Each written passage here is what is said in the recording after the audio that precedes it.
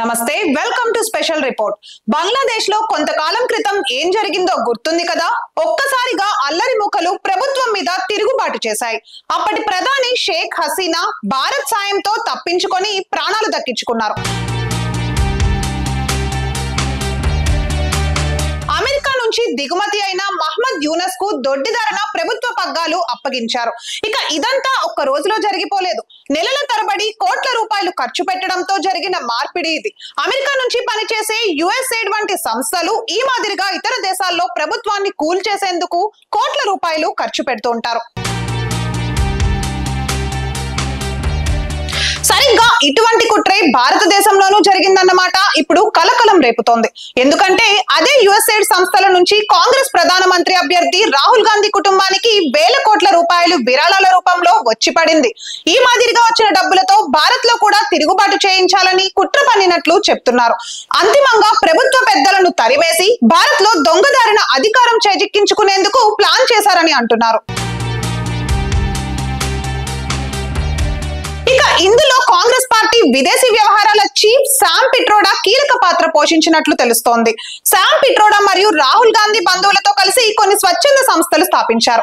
ఈ ఎన్డీఓలకు అమెరికా నుంచి యుఎస్ఎయిడ్ సంస్థలు వేల కోట్ల రూపాయలు వచ్చి పడ్డాయి. సరైన కారణం లేకుండా వేల కోట్ల రూపాయల విరాళాలు వస్తుండడంపై అనుమానాలు కలుగుతున్నాయి. ఇక శామ్ పిట్రోడా నిజానికి అమెరికా పౌరసత్వం మీద అక్కడ లాబింగ్ చేసేవారు.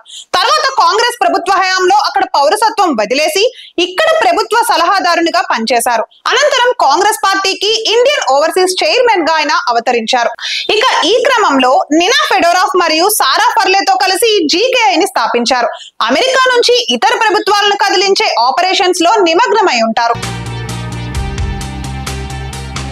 ఇక భారతదేశ వ్యవసాయ రంగాన్ని అతలాకుతలం చేసే జన్యు మార్పిడి కంపెనీలతో కూడా శామ్ పిట్రోడాకు సంబంధాలు ఉన్నాయి.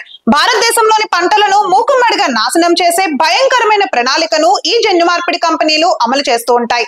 ఇక ఇటువంటి వ్యవస్థలతో లాబింగ్ చేయించే శామ్ పిట్రోడా ద్వారా రాహుల్ కుటుంబానికి వేల కోట్ల రూపాయలు అందడం వివాదానికి కారణమవుతోంది.